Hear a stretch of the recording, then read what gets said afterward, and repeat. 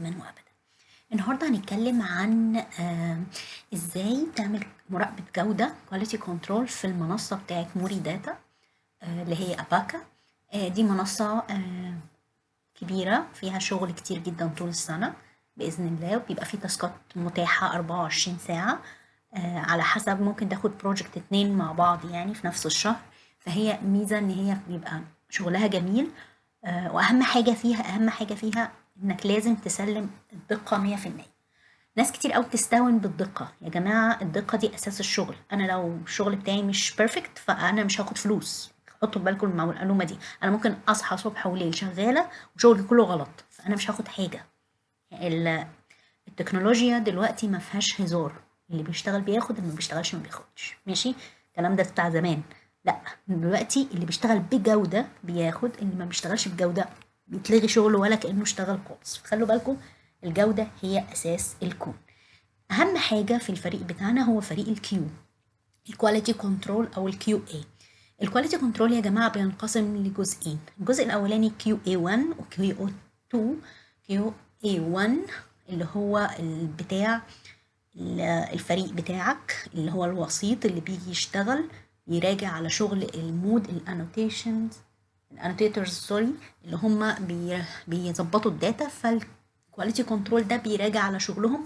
بيبقى مين الكواليتي كنترول ده؟ بيبقى عادة من الفريق بتاعنا او العميل عامل كواليتي كنترول. ماشي، طب في عندنا كواليتي كنترول 2 اللي هو بيبقى تبع الشركة، اللي بيسلم الداتا للشركة، بيقول ان الداتا دي صح او غلط. ماشي، في بقى شركات ما بتبقاش يعني ما بتبقاش شغلها دايركت، بتبقى واخدة من عملاء تانيين، ففي بيبقى كواليتي كنترول 3 اللي هو العميل اللي هيستلم بقى الشغل بيراجع على الاتنين دول. فنخلي بالنا من الحكاية دي. عشان كده في ناس كتير قوي بتزعل ان بيقعد الفترة كبيرة في المراجعة.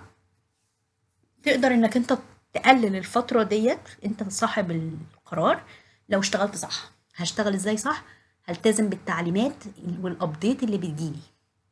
ما ادخلش اشتغل وانا مش عارف البروجكت بيقول ايه اساسا. ماشي، كل ما هتشتغل بجودة من اول لحظة كل ما هتقبض اسرع. انت هتقلل حوالي 2-3 اساسا في القبض. فخلي بالك من الحكاية دي. انت ممكن تقبض كل شهر لو انت ظبطت الجودة. فلو سمحتوا، احنا عاملين الفيديوهات دي كلها عشان نسهل عليك شغلك، فبليز التزموا بالقواعد. وطبعا ممكن يكون في حاجات انتوا تعرفوها، حاجات بقت حديثة، حاجات احنا مكناش نعرفها اتضافت. تحاول على قد ما تقدر تطور نفسك، وده المهم. دلوقتي احنا بنتكلم على المنصة بتاعت موري داتا. دي منصة زي ما قلنا كبيرة قوي. المنصة ديت ما شاء الله عليها شغل كتير. هي عبارة عن زي الشكل اللي انتوا شايفينه دوت. انا في الاول خالص لازم اكون عندي ايميل. لو سمحت استخدم ايميل مش شخصي، عشان المنصة ديت حاجة زي التيك توك كده اهوت بتتعامل معاها، فانت ممكن تلاقي اكتر من شخص بنفس الاسم. فلازم تختار اسم مميز، ويا ريت يكون جنبه ارقام او اسم ثنائي وجنبه رموز. المهم انك انت تبقى مميز، اوكي، عشان ساعة الدفع ما يبقاش فيه دوبليكيشن في الايه، الاسماء. انا زي ما انتم شايفين كده بفتح الايميل بتاعي، بيبقى مفتوح، واروح جاي هنا اهوت واروح طالب ان انا اعمل ريجستر، تسجيل. والتسجيل بتاعي سهل جدا. في عندي حاجتين، يا اما بيحط لي الانفورميشن كلها ورا بعض، ان انا احط اسمي وبلدي والتليفون بتاعي وكده، او ان هو بيروح قايل لي بس حط الايميل بتاعك، وبعد افتح الايميل، وبعديها هتروح ايه، هتقول له send code. بس بعد ما تفتح الايميل تتاكد ان هو شغال والكونكشن بتاعك شغال، وبعدين اعمل سند كود. وبعديها اول ما يتفتح الايميل هقدر اوصل للانبوكس بتاعتي، بيبقى نازل فيها الكود بتاعي. طب في حاله ان انا ما لقيتوش في الانبوكس، هروح للرسائل الغير مرغوب فيها، السبامز، وادور هناك. بس خلوا بالكم، عاده هتلاقي البوست بتاع جايه لك من اباكا موري داتا بلاتفورم فيريفيكيشن كود، الكود التعريف بتاعي. بدخل على الميل واخد كوبي، انسخها واحطها هنا اهوت واقول confirm. خلاص كده خلصت. هيتفتح لي الصفحة اللي هي بعدها، اللي هي بتاعت الساين ان، او ان انا يقول لي كمل البيانات بتاعتك. انا عندي الساين ان بتاعتي زي ما انتم شايفين كده، بروح كاتب. انت عادة مدخل الايميل، هو يا اما بتدخل الايميل ومن الباسورد يا اما اليوزر، فخلي بالك انك انت تحفظ دايما اليوزر اللي انت هتضيفه، لان هو البيانات اللي انت هتكملها هيطلب منك اليوزر. فخلوا بالكم اليوزر ده مهم جدا جدا جدا في شغلنا، ان احنا بكل تعاملنا في المنصه دي باليوزر نيم. اهم حاجه لو كابيتال ليتر يبقى كابيتال ليتر، سمول ليتر سمول ليتر، في مسافه مسافه، في مش عارفه ايه، تاخدوا كوبي وبيست من المنصه لو سمحت. اهم حاجه لما تيجي تشتغل تتاكد انك انت داخل على اللينك بتاع الشركه عشان تنزل لك داتا. طب انا هعرف ازاي ان اللينك بتاعي ده فين؟ هاخده من العميل او من الليدر بتاعي. خلوا بالكم ما ينفعش انك تشتغل شغل لوحدك تقريبا على المنصه دي الا في حالات شاذه يعني، بس انا معرفهاش، ان شاء الله نعرفها. ولكن شغلنا بيبقى مجموعات، وعلى اساسه كل ما التيم دوت بقى فيه روح الفريق كده وساعدنا بعض، كل ما نقدر ان احنا نقبض اكتر. زي ما قلت المتحكم الاساسي في اي مشروع هو الكواليتي كنترول. انت الاساس، انت القلب اللي بينبض زي ما بيقولوا كده اهو. انت اللي بتفلتر كل الايه الداتا اللي جايه لك عشان الشركه تقبلها وبتصلحها. فلو سمحتوا اهتموا بشغلكم. اللي بيدخل بيشتغل بيعمل سبميت بس ما يشتغلش كواليتي كنترول ابدا، لان ممكن البروجكت كله يتسحب. هنا زي ما انتم شايفين كده لازم اسم الشركه يكون طالع، وتيجي هنا هو وتروح قايل هنا زي ما انتم شايفين الاسم بتاع اليوزر نيم بتاعي، بقف عليه بيطلع كامل، او افتح البروفايل زي ما انتم شايفين هيطلع لي اليوزر نيم بتاعي عادي جدا، مفيش اي مشاكل فيه. واعمل ابديت سوري ما اعملش ابديت للانفورميشن. انا عندي نوت افيرا كذا، ده النيك نيم بتاعي اللي هو اليوزر نيم بتاعي، ده اللي بدخل بيه على المنصه، ده اللي بديه للليدر. ده اهم حاجه في الكون، ما يبقاش انا ابعت البتاع بتاعي سمول وهو كابيتال، ما ابعتش كابيتال وهو سمول، ما احطش مسافه وهي ما فيش مسافه. فخلوا بالكم عشان الحاجه الحرف بيفرق في انك انت مش هتتعطل كذا يوم عقبال ما تشتغل. ماشي، ما تحاولش تغير اليوزر نيم ده عشان ما بيتغيرش، عشان كده بقول لك استخدم الايميل الشغل، ما تستخدمش ايميل شخصي. هاجي هنا هدخل على الانوتيشن، هلاقي عندي الدايناميك بروجكت. طبعا انت هنا في الاول هيقول لك نو داتا وان هو فاضي، فخلي بالك انت بتروح باعت للليدر عشان يديلك تقول له فعل لي اليوزر نيم دوت، تاخده كوبي من المنصه وتبعت كمان انك انت دخلت على اللينك، عشان في ناس كتير قوي تبعت من الليدرز بيبعتوا يقول لهم غلط، الكود غلط، هو مش فاهم، ما بيبعتش الكود عشان سوري مش الكود، الاسم غلط مش عارف يفعله مع انه موجود في المنصه عشان هو مش داخل على لينك الشركه، فلازم تدخل على لينك الشركه. طيب انا دلوقتي دخلت وايه طلبت ان انا ادخل على الشغل بتاعي وفعل لي الايميل بتاعي بينزل بالمنظر ده. انا بروح دايس هنا هوت في اي حاجه، المفروض على حسب، شوف انت لو عندك اكتر من بروجكت شوف البروجكت الايه الاخير. طبعا انت هيديك كده ان هو ما فيش اي حاجه وفجاه تلاقيه بيفتح معاك، فانت اقعد اضغط مرتين ثلاثه كده عقبال ما ايه يعمل. هنا طبعا بتتحمل في الاول مش هيبقى فيه داتا، لكن انت بعد كده هتتحمل. بيقول لك هنا نو داتا، خلي بالك كلمه نو داتا دي يعني انت ما اخترتش باتش من الباتشات دي. لو انا كبرت لكم المسافه بصوا هنا ارقام الباتشات اللي نازله، وبعديها هنا اختار الباتش بتاعي واروح قايله له كليم ليبل. اوكي، طب في حاله ان انا اوريدي كنت شغال يعني الاكونت ده عباره عن مراقبه جوده، لو انا شغال مود ورقوني وخلوني مراقبه جوده هعمل ايه؟ هدخل من الليبل هنا واختار الاختيار بتاع اللي هو الاوديتنج او اللي هو التدقيق. ماشي، ترجم البتاع، هتعمل رايت كليك وتترجم الايه المنصه بتاعتك، ما فيهاش اي مشكله، تقول له ترانسليت تو انجلش وايه وتقول له والمفروض ان احنا كده هنفتح، المفروض انها تنزل الاسم ايه ترانسليت. اوكي، يمكن الكونكشن فاصل، خلي بالكوا دايما اتاكد انك انت الكونكشن بتاعك شغال عشان ممكن يديني. المهم يعني هينزل ان هو اوديتنج. انا زي ما قلت لكم هختار الباتش وهروح عامله كليم. لو قال لي مفيش داتا هشيل العلامه من هنا احط اللي بعدها. لو قال لي مفيش داتا اهو قال لي هنا مفيش داتا صح، اروح جاي انا زهقت مش عايزه امشي باتش باتش، هعمل ايه؟ اروح جاي هنا ادوس على اول هينزل لي الباتشات الموجودة، هيقول لي هنا لا مفيش عندك هنا هوت ايه باتش. ادخل على تو دو ليست، لا مفيش، يبقى هنا هوت الايه الاكونت ده ما عليهوش ايه بسم الله الرحمن الرحيم، ما عليهوش اي داتا. ماشي. طب انا ادخل ازاي؟ او ممكن مثلا اعلم عليهم كلهم زي ما انتم شايفين كده اهوت، واقول له لا هو ما بتتاكتفش لما اتعلم عليهم كلهم. اوكي خلاص، واقول له كليم بروجكت، برضو هيقول لي لا هنا اهوت مفيش ايه. لا انا بصوا لما دخلت على ده قال لي successful claimed وطلع لي تاسك، عشان كده بقول لك ادخل تاسك باتش، ادخل باتش. ماشي. طيب وحول من فوق لتحت مش من تحت لفوق، يعني انا عملت غلط ان فتحته من تحت السنة عشان افتح لكم اي حاجة يعني، فاهميني؟ لكن المفروض ان انا امشي خطوة خطوة. هنرجع نقول تاني، انا بدخل على الاكونت بتاعي بعمل ساين ان، عايزه اخرج منه هدوس على اليوزر وانزل تحت ساين اوت. طيب دلوقتي زي ما انتم شايفين بيقعد يحمل كده، تستنى واتاكد ان عندي كونكشن شغال كويس هتنزل عندي. في بعض الناس ما بتشتغلش عندها التحميل بسرعه بسبب الانترنت قليل، تغير البراوزر تعمل ريستارت، المهم يعني الفكره ان هي ما بتاخدش وقت كتير في التحميل، فخلوا بالكم من الحكايه دي، الا لو المنصه طبعا هيفي قوي. بس دي انا عن نفسي زي ما قلت لك بدخل وايه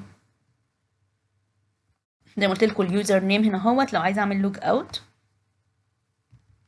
طبعا هنا في تحليلات للشغل بتاعك والحاجات دي، هتدوس عليها هيطلع لك التحليل انت اشتغلت قد ايه والافريج بتاعك متوسط الشغل والحاجات دي كلها، طبعا للناس بقى اللي هي متخصصة قوي في الموضوع، وانا مش متخصصة الحقيقة في الموضوع ده خالص. طيب انا دلوقتي عشان بس ما نتعطل، التاسك بتاعي خلي بالكم انتوا ممكن تعمل زوم من هنا تقلل وتصغر، بس انا هكبر لكم عشان اوري لكم المنصة الاول شكلها ايه. اوكي انا المفروض ان هو المنصة عندي بيبقى فيه كلام، والكلام دوت تحته فيه صورتين، عشان البروجكت بتاعي ده بعمل مقارنة بين صورتين بس. وهنا عندي البريفيرنس اللي انا بختارها image 1 او image 2، الصورة الاولى او الصورة التانية. لو سمحت التزم بكلمة image، اوكي ما تكتبليش picture، ما تكتبليش first one second one، التزم انها اسمها image 1 و image 2. والبوث ار باد يعني الاتنين مش مطابقين للوصف دوت البرومبت دوت.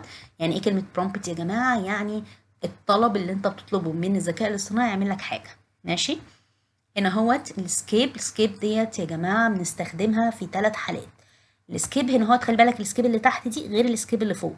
ماشي. في عندك دروب او سكيب فوق مالكش دعوة بيها، احنا بنتكلم في السكيب اللي تحت. السكيب اللي تحت في البريفيرنس اوكي، دي بتقول ان الصورتين دولت مطابقين للوصف ده. ماشي. يبقى انا هدوس سكيب ومش هكتب اي كومنت. طب في حالة ان الوصف دوت بيتكلم في حاجه والصوره ملهاش علاقه اساسا بالوصف، واحد بيقول لك انا باكل سباكيتي وبيعوم في البحر، الصوره بتعوم في البحر، او واحد واقف على قارب. ماشي. فملهاش علاقه تماما بالسباكيتي اللي انا باكلها في المطعم. ماشي. فهعمل سكيب. يبقى في حاله ان هما الاثنين صح، او في حاله ان مش منطقي اساسا الكلام ملوش علاقه بالصوره. تالت حاجه سوري، انك انت هنا يطلع لك زي تش كده هو زي ان الصوره مش متحمله، يبقى انا هدوس سكيب مش هتكلم خالص ومش هقدر اقارن لان اساسا الصوره ما نزلتش. اوكي فانا هدوس سكيب في ال3 حالات دول بس. خلي بالك انت لو جالك اي لغه هنا اهوت غير الانجليش في البروجكت التقييم دوت، المفروض انك انت هتترجمها بالذكاء الاصطناعي او بالترجمه العاديه، تاخدها كوبي بيست وتشتغل عليها عادي جدا كانها انجليش، مالكش دعوه اللغه ايه، مش هتفرق الا لو هو طلب منك انك انت ما تشتغلش لغه غير انجليش. فخلي بالك من القواعد اللي هيقولها لك الليدر بتاعك او العميل بتاعك. طبعا انا لو اخترت الايمج الاولاني لازم اقول هو ليه اخترت دي وان دي حلوه، وليه ما اخترتش دي وان دي وحشه. اوكي يبقى ما ينفعش اتكلم عن حاجه واحده، لازم اتكلم عن ايه الحلو وايه الوحش. ماشي. وما اقعدش اتكلم كتير جدا، لا هما حاجتين 3، حاجتين 3 كده انا اللي بتكلم فيهم، ما بتكلمش في حاجات كتير. ماشي. هنا هو طبعا البتاع ده غريب قوي ان هو فاتح لي هنا هو مود. اوكي كيو فالمفروض ان انا بفتح التاسك بتاعي،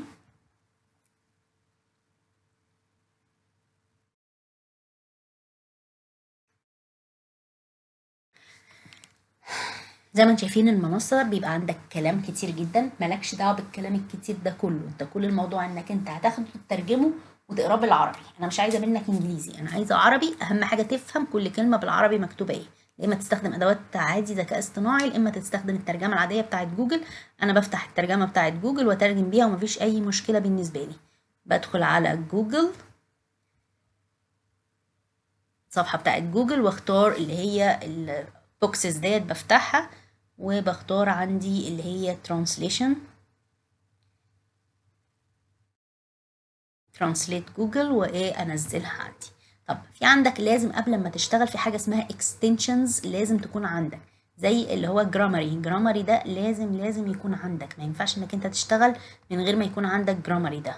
فانت حضرتك حاول على قد ما تقدر انك انت تنزله من البلاي ستور او من الجوجل ستور او المايكروسوفت ايدج، الحاجات دي كلها. زي ما انتم شايفين هنا انا بحط كوبي، بعمل بيست هنا للغه مش عارفها، اعمل ديتكت لانجويج ان هو يتعرف على اللغه، واعمل الترجمه بالعربي، ما فيهاش اي مشاكل. ماشي. طيب في عندي ايه تاني؟ زي ما قلت لك الاكستنشن، بتنزل هنا تحت وتقول مانج اكستنشن، وتقول له اروح للويب ستور، الكروم ويب ستور، واكتب اللي هو لازم تنزل الحاجات ديت في شغلك، ما ينفعش انك تتجاهلها، اللي هي جرامري. اروح جاي هنا كاتبه جرامري اوكي. واول لما ينزل هعمل له داونلود للاكستنشن. معلش النت عندي بطيء عشان انا فاتحه بديشليار حاجه.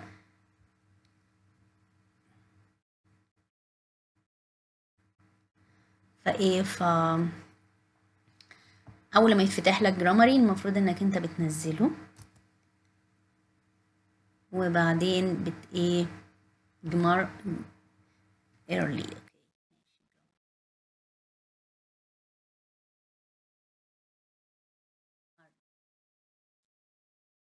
اول ما يعمل داونلود انا عندي في حاجه تانية لازم تعملها، اللي هو دوت زي ما قلت لكم، بتدخل عليه بتعمل، هو هيشتغل اوتوماتيك. بعد ما يعمل هيطلب منك الايميل بتاعك بتاع الجوجل، دخله مفيش اي مشاكل، للاكونت اللي هنا مفيش مشاكل.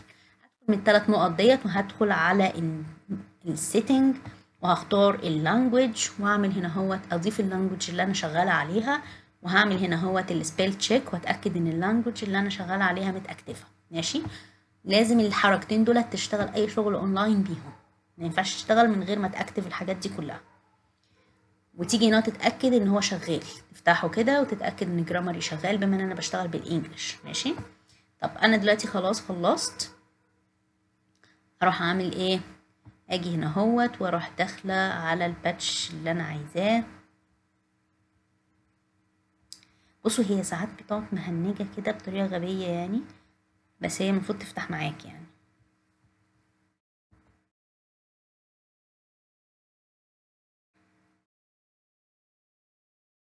يعني هي مرة هتعمل، بس انا بقعد اضغط كتير عقبال ما يفتكر وينزل لي اي تاسك اشتغل. ماشي. هنا مين اللي اشتغل ده كله؟ زي ما انتم شايفين هنا ريفيو. ماشي. عشان هنا هعمل اوديتنج، اجي هتعلم على الباتش واروح دايسه كليم، اما امشي باتش. اوكي. هيقول لي هنا خلصت الباتشات ديت، ادخل في اللي بعدها واشيل اللي هو دي. بصوا مجرد ما بشيل الكليم ريفيو بيشتغل. هنا قال لي لا الباتش ده كمان ما فيهوش، ادخل في الباتش اللي بعده. هنا برضو الباتش ده قال مش موجود. على حظكم الداتا قليلة، الداتا دي كمان وقعت. طيب احنا ندخل على اكاونت تاني عشان اوريكم الشغل ايه. طبعا انت مجرد ما خلي بالك وانت لما بتيجي تدخل تاني بتدخل على ال abaca.ai، ما بتدخلش على اللينك بتاع العميل. لو دخلت على اللينك بتاع العميل هيقول لك عايز ابعت لي الكود بتاع المنصة، وده ما ينفعش. فانا المفروض هنا هدخل وهطلب منه ان هو يسحب لي تاسك. انا عايزه تاسك من قديم، من حاجه تانية.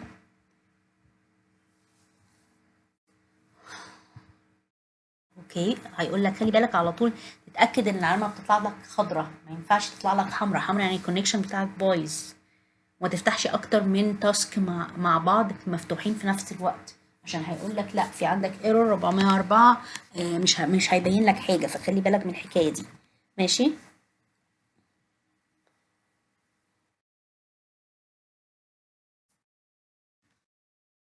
اهم حاجه تعرفوا وانتوا بتشتغلوا ان عندك قواعد المشروع مثلا اللي احنا شغالين فيه ايه ده، ان لازم يكون الصوره واقعيه. يعني ايه واقعيه؟ يعني ما ينفعش واحد يبقى عنده 6 صوابع، ما ينفعش بنت تبقى عندها شنب، ما ينفعش يبقى في عندي غزال راسه مقطوعه. اوكي، الحاجات دي كلها لو موجوده في الصوره من غير ما اقرا الكلام، من غير ما اعمل اي حاجه، بعملها ان هي مش كويسه الصوره دي. ماشي، ما اختارهاش. فخلوا بالكم من الحكاية دي. هنا مثلا بيقولك كرتونز 20 سنة Asian girl joyful playing around with her cat in the garden. اوكي، هنا بيقول واحدة شكل ملامحها آسيوية بتلعب ايه مع القطة في الحديقة بتاعتها.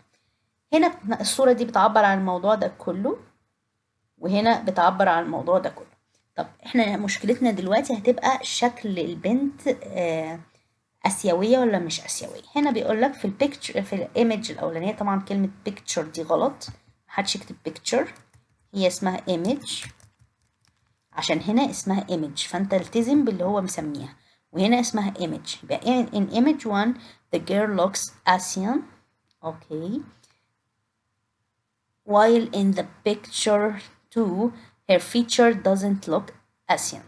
okay، تمام، فعلا هنا البنوته هنا شكلها مش اسيوي خالص. فانا دلوقتي كواليتي كنترول عندي حاجه من الاتنين. يبقى انا عندي هنا مثلا لو عايزه ارجع التاسك لازم قبل ما ارجع اقول السبب، فاجي ادوس هنا على الليبل ريفيو. لو خلوا بالكم لو هي مختاره الصوره غلط، فانا هدخل على اللي فوق دي واغير ايه، اكتب السبب ان انا ليه مغيره ان هي مش ايمج 1 ايمج 2 او اللي هي الحاجات التانية، واكتب هنا الريزون. طب هنا بصوا مش متاكتفه، انا لو كبرت لكم شويه الصوره هتلاقوها مش متاكتفه. ماشي، مقفوله. طب انا افتحها ازاي؟ ادوس على القفل ده. اول لما هدوس على القفل ده هلاقي اقدر ان انا اكتب اللي انا عايزاه. قبل ما اقفل ادوس هنا wrong واسجل ان هو دي هو هيبان عنده انك انت الاختيار بتاعك غلط. طب غلط ليه؟ اكتب الصح واكتب السبب. طب هنا مثلا عايزه اقول له مثلا انت خلي بالك انها اسمها image مثلا 1 not picture 1. اوكي، خلوا بالكم الحاجات ديت. طب انا يعني حاجه هايفه زي دي مش هرجع عليها التاسك. ماشي، فلو مش هرجع التاسك اصلح وخلاص. اتقفل، بصوا اتقفل، مش قادره اشتغل، برضو هدوس على القفل وافتحه. ماشي، مصلحاها عشان دي حاجه هايفه مش هرجع عليها التاسك. اهم حاجه وانت بتراجع تخلي بالك من حاجه، انك انت لازم اول حرف يكون كابيتال ليتر، لازم الفاصله تكون بعدها مسافه ولازقه في الحرف اللي قبله، ويكون بعدها سمول ليتر. لازم هنا لو النقطه، اوكي لو نقطة يبقى لازم الحرف اللي بعدها كابيتال لتر. خلوا بالكم من الحكاية دي، لازم انهي البتاعة بايه؟ بنقطة. وخلي بالي ان هنا بتطبق قواعد الويندوز، يعني انا عملت كنترول زد هيرجع لي اللي انا عملته. ماشي، فخلوا بالكم من الحكاية دي. لو انت غلطت وكده كده خلي بالك في المنصة دي لازم تدوس على طول سيف، لازم على طول تدوس سيف، ما تسيبهاش. لازم تتأكد ان هنا هيطلع لك اخضر مش احمر، وبيقول لي ان هي سيف التعديلات بتاعتي. ماشي، لو انت مثلا وانت بتكتب غلط وما كنت يعني كنت لسه بادئ التاسك لسه بادئه، هعمل حاجه من الاتنين. يا اما لو غلطت هروح واخده كوبي من هنا وبعديها بعد ما اخد كوبي هعمل ريفرش للصفحه، فهترجع للبدايه خالص ان انا ما سيفتش، واعمل بيست واحط وانا اصلح الحاجه. ماشي، لان انا في ساعات ممكن الغي حاجات انا وتكتب الريزون. بعد ما تكتب الريزون هنا مقفولة، هروح جاي هنا على القفل ادوس عليها اتفتحت، واكتب عادي جدا واقول انها wrong، او اكتب ان انا مش عايزة الحاجة دي فاعمل لها clear. اوكي، طب في حالة اللي فوق نفس الكلام، بكتب الريزون، ولو مقفول بدوس على البتاع وادوس انها رونج. اوكي خلاص خلصت.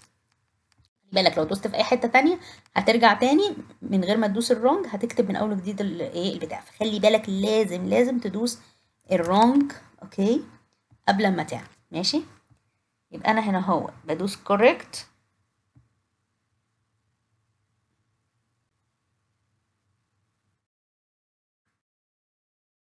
هنا بدوس ان هي ايه correct. استنى اما اتحمل واتاكد انها اتحملت صح. بص عشان هي correct في ايه،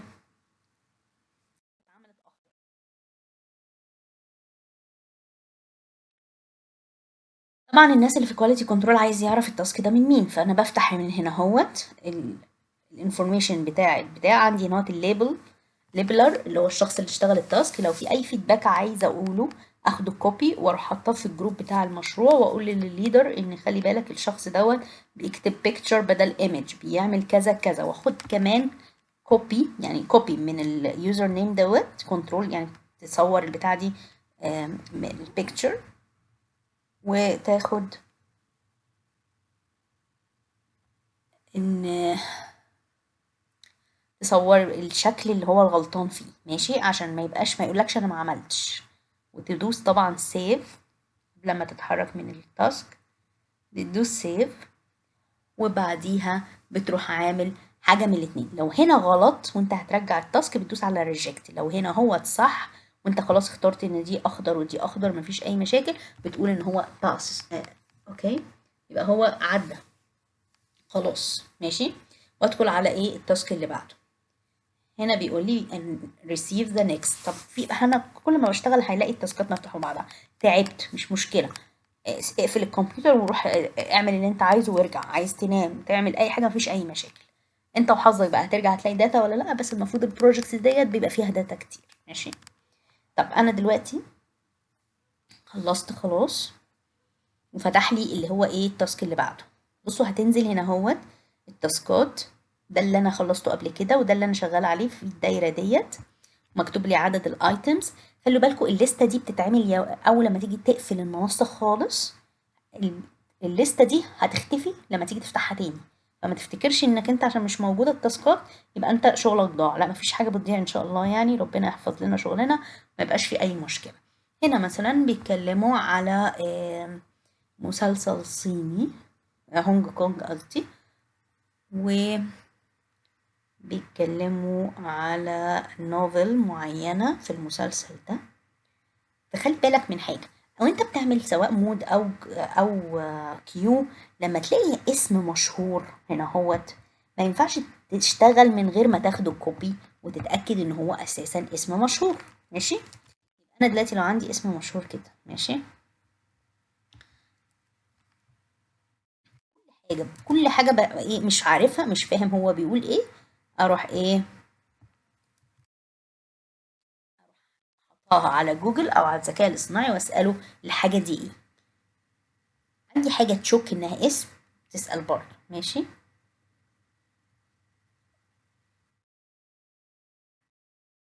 يبقى احنا هنا هو بنتكلم على قصة لك هو في المسلسل يعني، بس هنا فاتح لي القصة نفسها.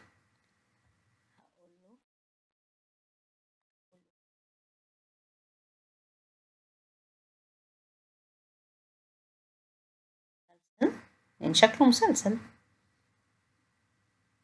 بصوا هو المفروض هيطلع لي الايه الممثلين كلهم اهو، بصوا المسلسل فعلا لو كبرت بصوا فعلا شبههم. اوكي، ومكتوب فعلا ان الايه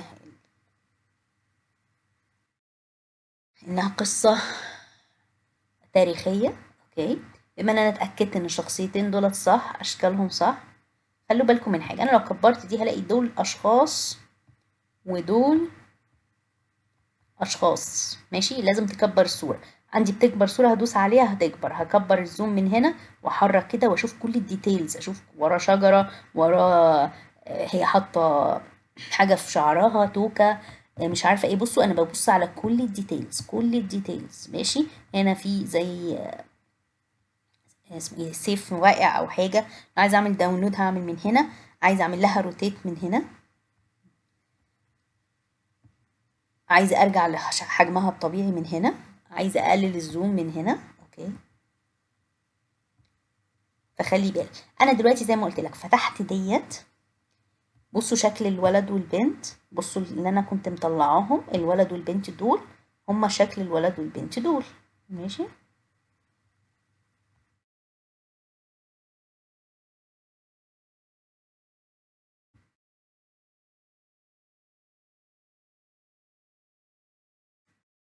يبقى لكن الولد والبنت دول مش هما نفس الشكل. اوكي، فانا دلوقتي عايزه اعرف مين اللي صح ومين اللي غلط. ماشي، طبعا انا لو اتاكدت، بس انا لسه مش متاكده قوي ان هما دول نفس الاشخاص، لان انا عندي الكلام كله بالايه، بالصيني. فاحنا احاول افتح، بس هو ده على الانستجرام اساسا، احاول افتح اشوف هي فعلا مسلسل شكله كده ولا دي قصة وبس. طبعا الكلام ده كله انت بتعمله بسرعة يعني، احنا بس عشان ما اخرجش زي ما قلت لك. انا مثلا شايفة ان دي اكتر ولد وبنت ايه للقصة، اللي هما اللي طالبينها، المسلسل اللي طالبينه. نرجع تاني نشوف هو طالب ايه. ماشي، انا مش عايزاك تفتي كتير، خدها كوبي وريح نفوخك وحطها لي كده، هو ترجمها لي بترجمة جوجل، وتأكد لي ان كل كلمة مكتوبة هنا هي اللي موجودة في الصورة بتاعتك.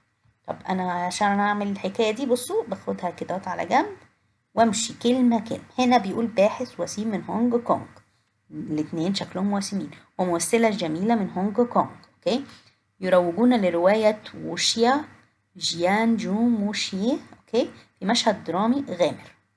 هما عاملين اعلان للدراما اللي هتبدأ، تم التقاطه بأسلوب واقعي مع تفاصيل مقربة مكثفة. الأسلوب بتاعه واقعي فعلا، شكلهم واقعي بأسلوب ايه، تفاصيل مقربة مكثفة. ماشي، طبعا احنا برضو قبل ما اقرر لازم ارجع واشوف الايه، القصة.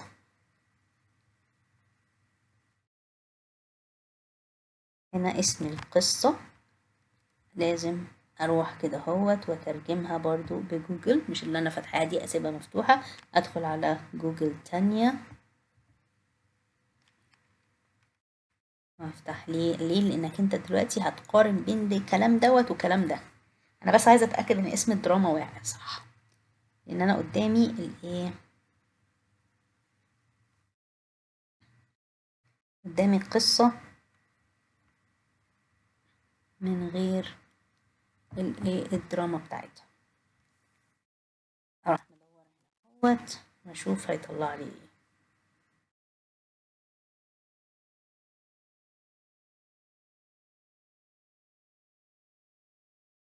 انا نفسي بحب اشوف الايمج، بس خلي بالكوا عشان الناس شبه بعض، انت عملت حاجه وهي ملهاش علاقه، فخلي بالك من الموضوع ده. المهم يعني فكرة لو هما الاتنين، انا جيت هنا اقرا هما كاتب ايه بالظبط. يقولك image one is chosen because، هو اختار image one because it meets the prompt details more accurate. هو شايف ان هو ممثل وممثلة ورسمين ومعبرين عن القصة. And in quality image two is unnatural، هو شايف انها unnatural and عشان ورا بصوا كأنها رسمة.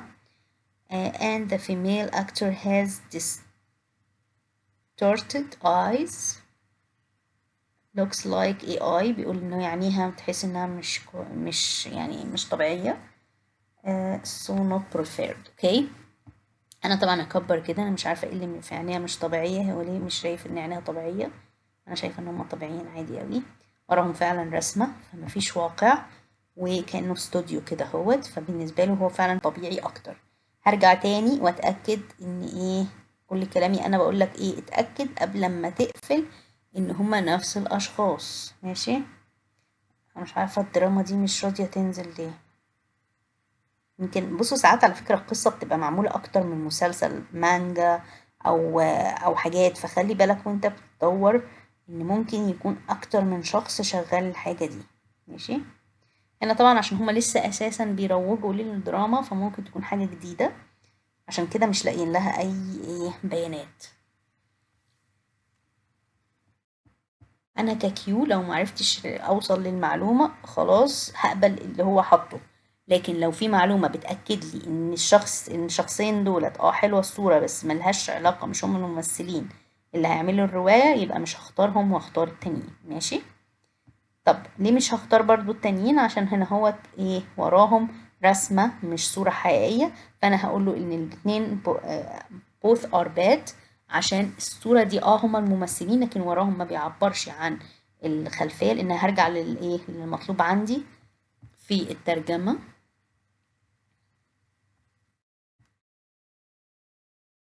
بيقول لك هنا هو باحث وسيم وممثلة يروجون لرواية رويشيا في مشهد درامي غامر تم التقاطه بأسلوب واقعي مع تفاصيل مقربة مكثفة. ماشي. يبقى أنا هنا هو دي مش واقعية خالص اللي هو أعملها، فبالتالي إن أنا مش هاخدها. ماشي. طبعا هنا برضو المسلسل ده ملوش علاقة باللي احنا بندور عليه، زي ما قلت لك ممكن يكونوا عاملين أكتر من رواية، ممكن يكون كل المسلسلات اللي قدامك دي بتتكلم على نفس الرواية، فخلي بالك. عشان كده بقول لك حاول قد ما تقدر انك انت تدور على المعلومة، لو ما وصلتلهاش خلاص ممكن تمشيها. ماشي.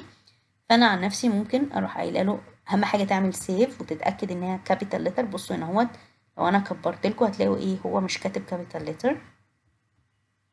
هاجي ادخل بقى انا خلاص وتأكدت ايه اللي هشتغله، هعمل هنا هفتح القفل ان اجي هنا بصوا عشان اعمل اي تعديلات ممنوع، بقت اكتيفيت، واروح جاية هنا اهوت واروح دايسة image one is chosen because the meeting prompts. اوكي.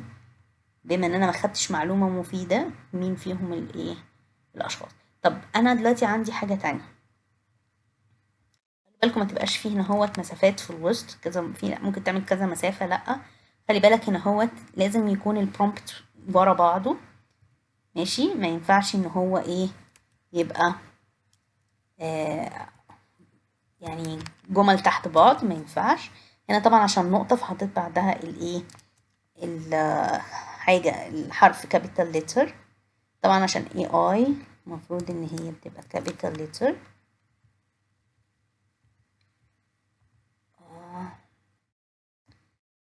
بصوا خلي بالكم من حاجة، انا اجيب اكبر من هنا اهوت بالزاوية اللي تحت.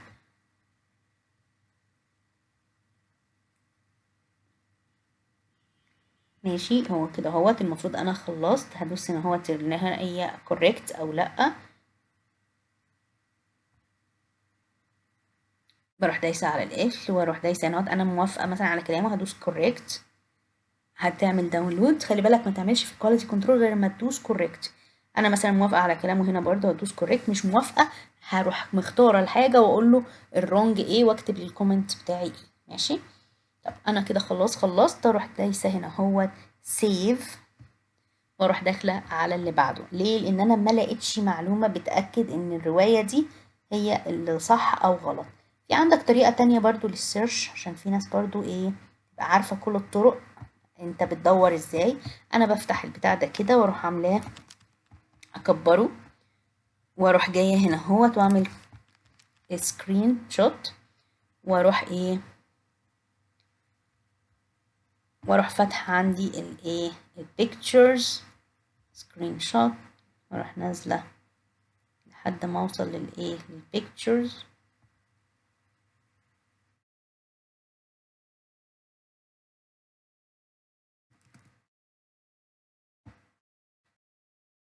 واختار الصوره اللي انا لسه عامله لها سكرين شوت، او اخدها بالموبايل بس يعني خليها واضحه احسن. اوكي. اول لما بتظهر عندي الصوره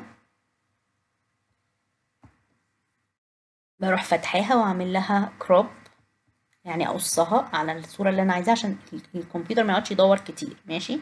بروح داخله على الايديتنج بتاعه الايمج بتاعتي واصغرها. بصوا انا بديكوا كل الطرق اللي ازاي تسهل على نفسك انك توصل للمعلومه صح. ما انا ممكن كنت اعمله حلو جميل وامشيها ويطلع المعلومه غلط، وحد يجي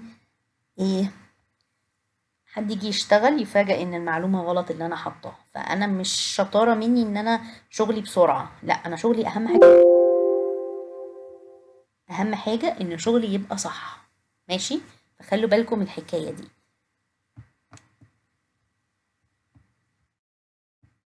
انا هو عندي القصة، اروح جاية فاتحة جوجل او الذكاء الاصطناعي اللي قدامي،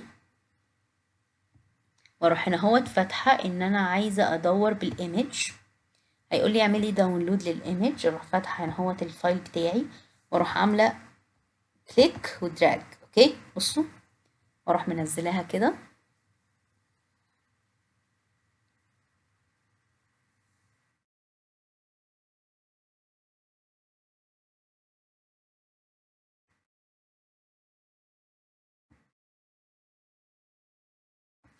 عقبال ما تحمل، شوف ايه تاسك تاني اوريهولكم.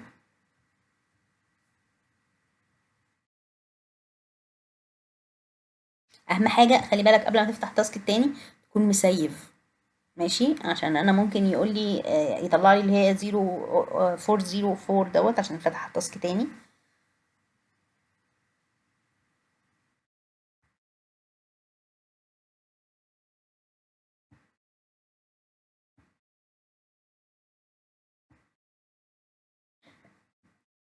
طبعا هو كل دوت بيدور على سوري معلش يا جماعة، فانا فتحت ترانسليشن وهي مش المفروض ترانسليشن، المفروض افتح هنا السيرش واعمل بالصورة، واروح واخدة عمالة اقول بيترجم ايه بكل دوت. جوجل هيدور لي على كل الصور اللي شبه الصورة دي. ماشي، لو لقيت فيه مكتوب نفس الرواية اللي احنا بنتكلم عنها، خلاص يبقى هي دي الرواية فعلا الجديدة اللي هما بيعلنوا عنها. هي طبعا احنا مش لاقيين لها اي حاجة، ليه؟ عشان هي رواية جديدة، خلي بالكم من الحكاية دي.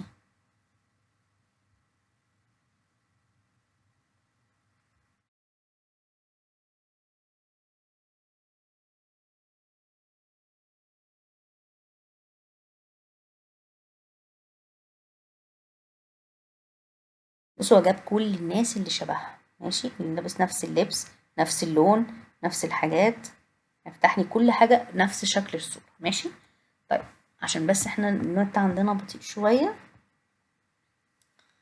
انا الحقيقة ما عنديش نت اساسا، كويس ان انا فتح معايا. فايه، زي ما قلت لكم هتروحوا جايين هتقول يا اما ريجكت لو هو هنا رونج وتحط السبب وترجعه، يا اما باس وان هو كويس. اوكي، وتختار ايه باتش جديد وننزل لك صورة جديدة. ماشي، بصوا يعني كمية الحاجات اللي انت ممكن تشتغلها حلوة قوي. زي ما قلت لك هتتأكد انك صورة واقعية ولا مش واقعية، الصورة ديت اتجاهاتها صح، يعني واحد يقول لك رافع ايدي اليمين والتاني في رافع ايدي الشمال. ماشي، يبقى اختار الحاجة المتوافقة للبرومبت بتاعي. طب في حالة ان انا آم،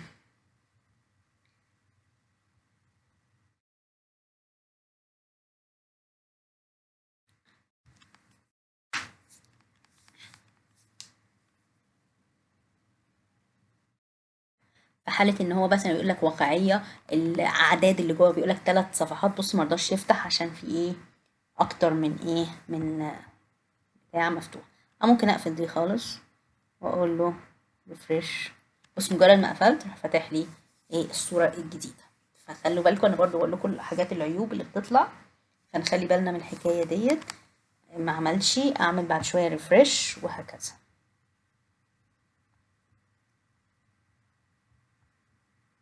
طبعا انا لو موصلتش لمعلومة خلاص همشي كلام البنت اللي كاتباه، هي اساسا احنا دورنا مفيش. ماشي، لحد دلوقتي مش لاقيه اجابة. ممكن والله نخلصكم الموضوع ونخلص.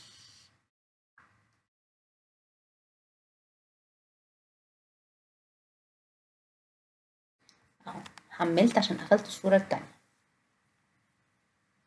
يعني انت ممكن تسحب اكتر من باتش، بس مش هتتحمل الصورة لو فتح 2 صورة في نفس الوقت. اقفل واحدة وافتح واحدة. ماشي، فخلوا بالكم من الحكاية دي. طبعا زي ما قلنا هتتأكد ان الصورة واقعية، ان هي يعني بقول لك 6 صوابع، لا اصل راسه مقطوعة، اصل مع الحاجات دي كلها من قبل ما اقرا اي حاجة لو الصورة بالمنظر ده. عشان كده اقول لك بص للصورة، الناس بتشتغل بالكلام وما تبصش للصورة. بص للصورة فيها حاجة مش طبيعية. طبعا لما تيجي تشتغل خلي بالك من حاجة. هنا اتكلم على image 2 is visually better.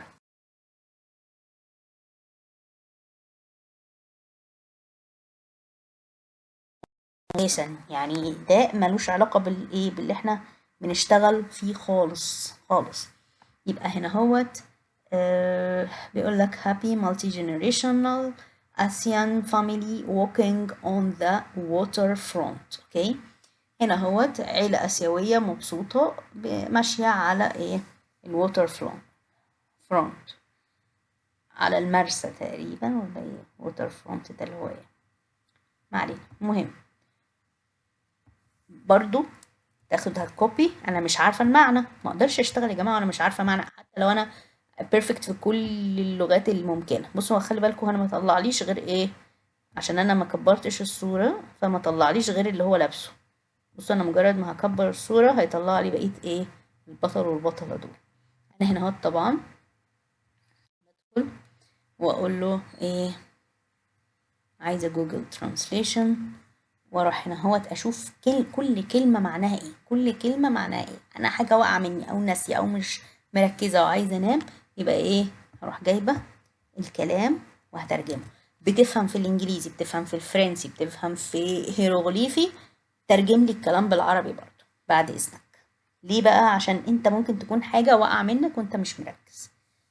كده بقول لك ترجم لي الكلام بعد اذنك باللغة انجليزي اسباني برازيلي ترجم لي الكلام بعد اذنك. ماشي يبقى انا هوت احنا فهمنا ان هما عيلة سعيدة ماشية في واجهة بحرية. ماشي مش محدد ايه واجهة البحرية دي ووتر فرونت يبقى واجهة بحرية. ماشي جنب البحر يعني. هنا هو دول ماشيين في ايه جنب البحر ومبسوطين وهنا دول ماشيين وجنب البحر مبسوطين. هنا بيقول لك ان دي عجباه اكتر من دي. انا مش بقول له ده عجباني ولا مش عجباني انا بدور على الحاجات الموجوده هنا. هو بيقول لي هابي دول مبسوطين اكبر الصوره مبسوطين مبسوطين. عيله اسيويه عيله اسيويه ماشيين ماشيين. في عندك ووتر فرونت ادي ووتر فرونت ايه جنب البحر والكلام صح. طيب اجي هنا اهوت برضو ابص الاقيهم هنا اهوت عيله اسيويه وماشيين وووتر فرونت وكل وهابي وكل حاجه. طب انا لو عايزه اكتر دقه اشوف ووتر فرونت ديت معناها ايه. هي ليها معنى ممكن يكون ليها معنى. اوكي بصوا هنا فتح لي إيه لا فتح لي دراما تانية.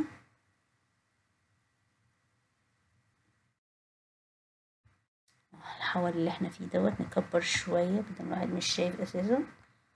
ماشي انا هنا هوت ايه فتح لي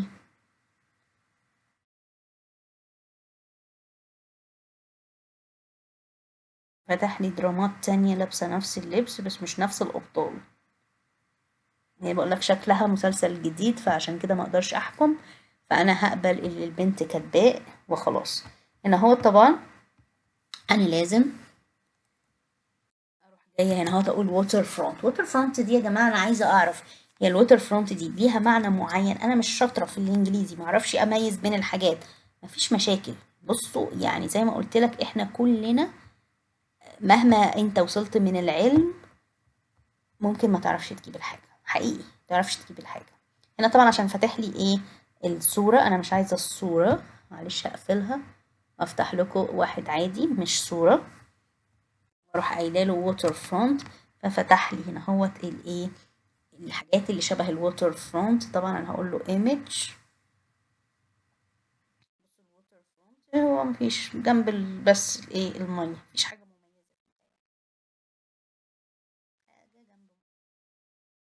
خلوا بالكم في بعض الكلمات بتبقى مميزه زي مثلا اوفال بريزيدنت يو اس اي اوفيس بريزيدنتال. فانت المفروض كده يقول لك اوفال يعني بيضاوي بس هو قصده المكتب الرئيسي الامريكي البيضاوي. ماشي هو لقب بيطلق عليه عشان كده بقول لك انا ممكن يكون باخد المعنى فهشتغل بالمعنى وافرض المعنى ده ليه معنى حاجه تانية فعشان كده بقول لك هنا طبعا هي كلامها غلط فانا ايه هروح جايه هنا اهوت هفتحها واقول لها البوث ايه switch to the viewer واكتب ان هوت ان ايه both of them is correct. choose escape. خلوا بالكم احنا قلنا لو صورة صح واروح قايلة ان هي wrong، واروح جاية هنا واقول لها ايه choose. هنا عملها احمر وعملنا هنا هو choose escape without any. هي هتختار وادوس wrong قبل ما اعمل. خلي بالك لو دوست في اي حته هنا اهوت مش هيكتب الكلام ده، هضطر اعيده من اول وجديد. طب هعرف ازاي انه ما كتبش؟ مش هلاقي هنا احمر. اوكي،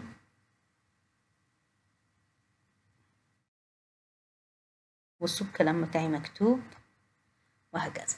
طب في حاله ان انا هروح جايه هنا اعملها سيف، وبعديها ايه اتاكد ان ده طلع اخضر، السيف بتاعي طلع اخضر، وبعديها ادوس ريجكت. طب في حاله ان هو يا جماعه انا عايزه اشتغل وخلاص مش هرجعه، مش عايزه ارجعه، بياخد وقت وضيع وقت كتير قوي، والفيلم الهندي ده كله خلاص انا هشتغلها انا. بصوا اعملها اخضر تاني وادوس كوريكت واروح كاتبه هنا اهوت. خلوا بالكم الاسكيب قلنا ما عندهوش اي، هو قافل، فانا لازم اي افتحها الاول،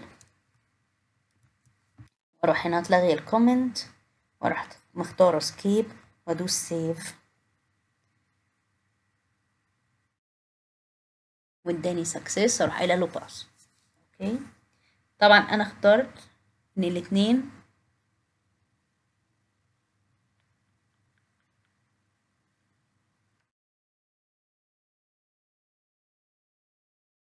صح. اوكي، طبعا هيحمل لي صورة تانية، استنى.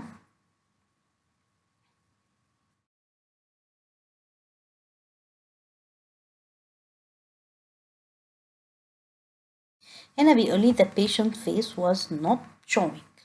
المريض مش ظاهر وشه.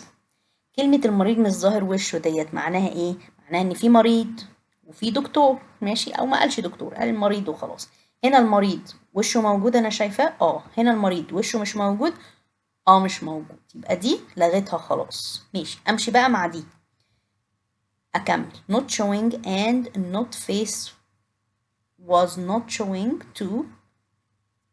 اوكي، بيقول لك ان وشه كمان مش موجود، مش واضح. I wanted to see the face of the doctor. دكتور وش الدكتور، والنيرس اللي هي الممرضة، and the patient. The patient face was not showing and not face was not showing too. not face. ايه الكلام اساسا مش منطقي. هنا البنوتة راحت عاملاها ايه، عملت تسكيب واختارت ان الاتنين دول صح. الاتنين دول طبعا غلط، لان هنا بيقول لي لما اشوف الترجمة بتاعتي، ادخل على الترجمة هلاقي الترجمة بتقول لي ايه، بتقول لي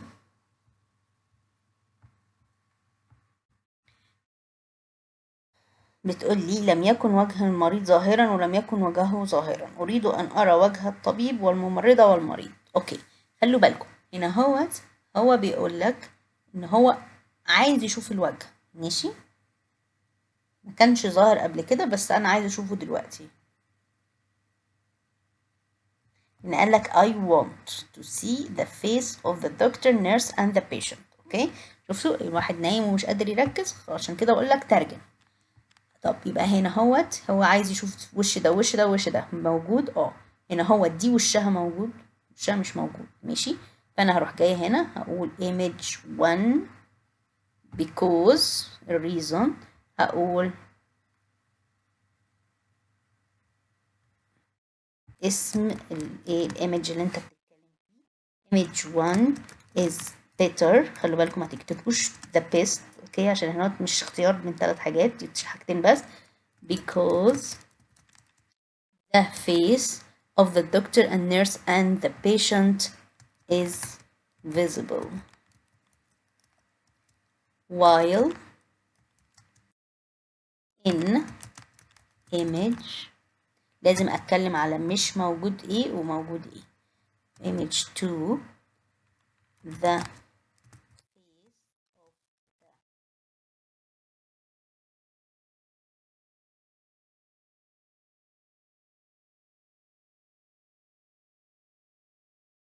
خلاص انا قلت ان دي صح ودي غلط، واخترت هنا اهوت، اجي هنا تخلي بالي وانا بشتغل ان انا هعملها correct عشان انا كيو، فخلي بالك انك انت بتعملها correct. وهنا نستنى يحمل.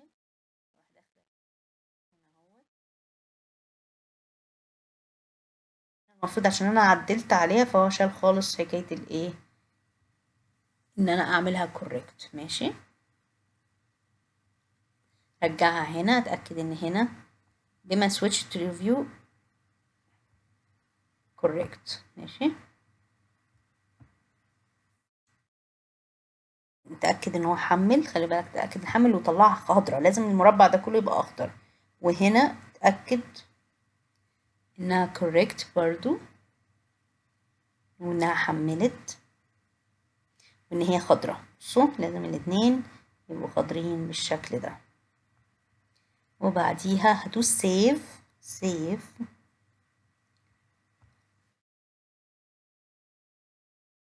بعديها اعمل باس وادخل في اللي بعده.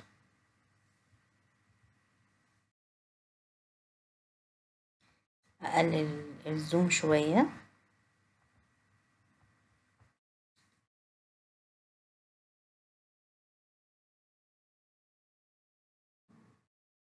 انتظر تحميل الايه اللي جاي.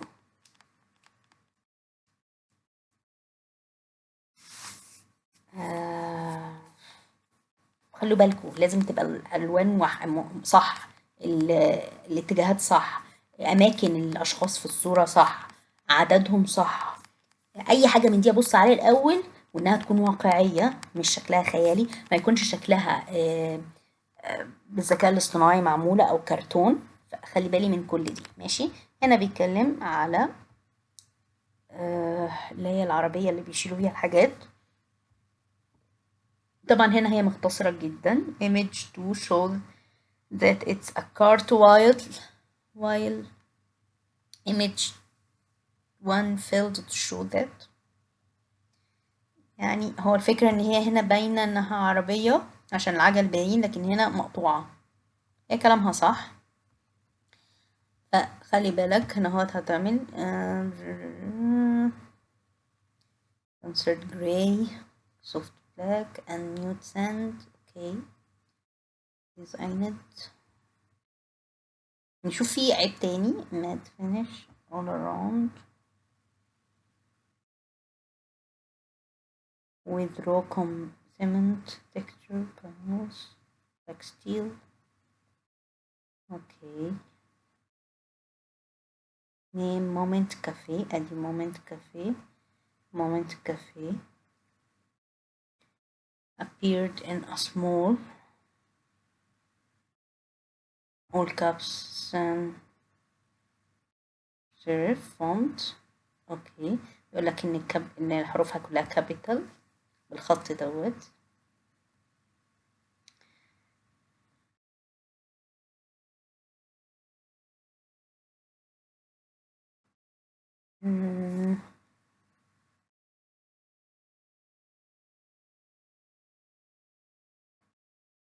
في عندك خط orange line on the edge. هنا هو اهو بصوا orange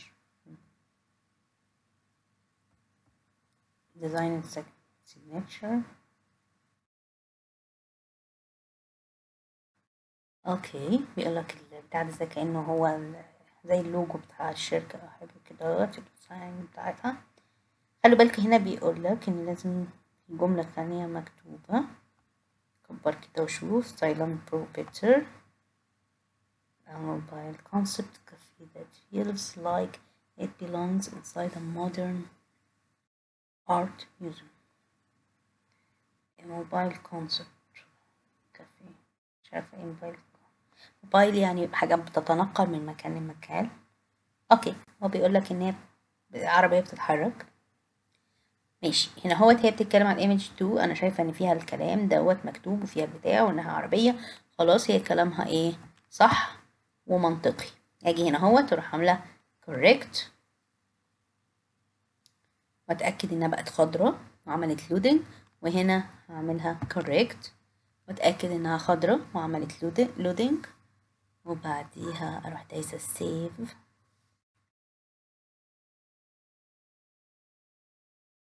وبعديها ادوس بس.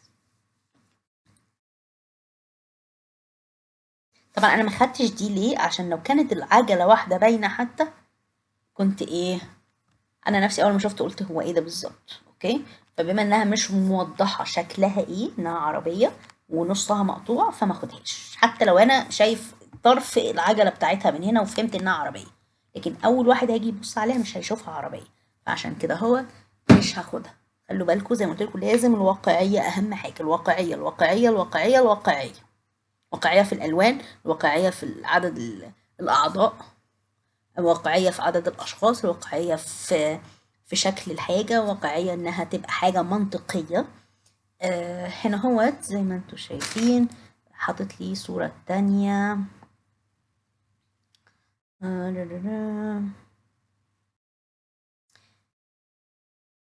هنا هو هي بتقول إن الإيمج 2 هو الفيزيبل أكتر.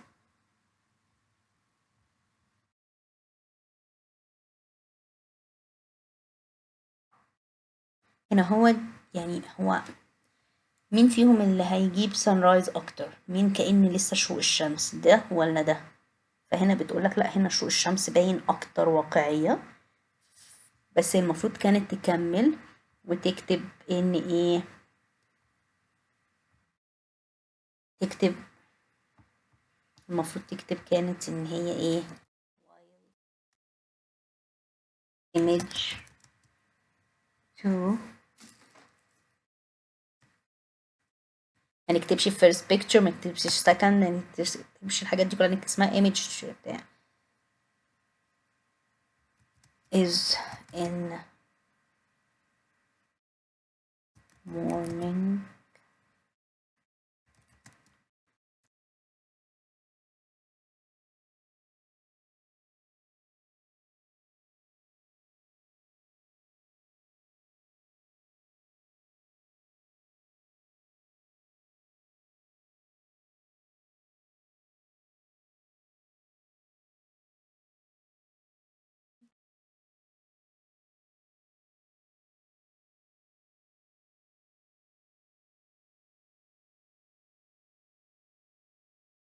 sun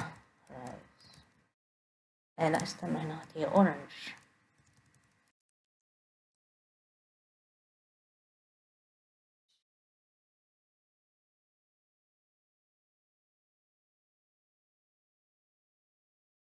خلي بالكم برضو من حاجة، هنا هو طالبها اورنج، هنا هو في شوية بامبا، فممكن تعديها، وانا عن نفسي لو هختار الصورة ديت مش هختارها، فاهمني؟ بس هي ممكن تتعدل. هنا دي واقعية اكتر، بس لما تيجي تعملها تحس انك انت فعلا في الصبح، لكن دي تحس ان غروب اكتر يعني. والله ممكن هي الشمس باينة حتى من وراها. بص، هو المشكلة ان الحاجات ديت ساعات بتشتتك، يعني دي واقعية اكتر بس دي اورنج اكتر، هي مختارة على اساس ان دي واقعية اكتر، بس هي ما خدتش في بالها ان ايه لازم هنا هوت الباك جراوند تبقى ايه اورنج، ما قالكيش ان هي متدرجة، فبالتالي هي اختيارها كان غلط، لان الاولانية هي اللي الصح. اوكي، appealing and the sky looks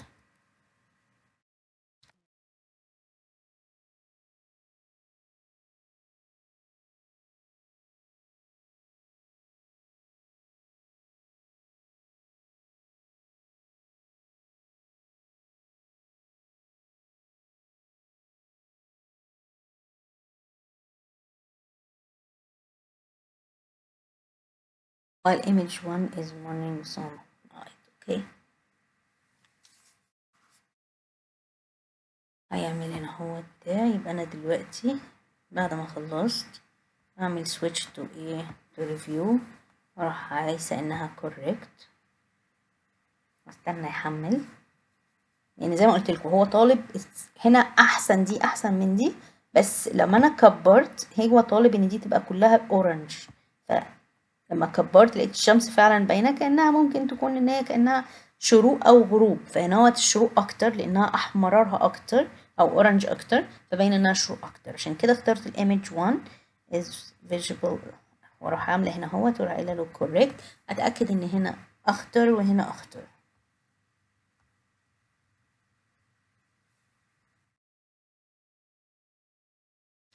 خلصت تو سيف. شوف مين البنوتة ديت، طلع ولد. هي ادتني ما اعملش بس غير ما اتاكد انها ايه اتعملت. ادخل على اللي بعدها.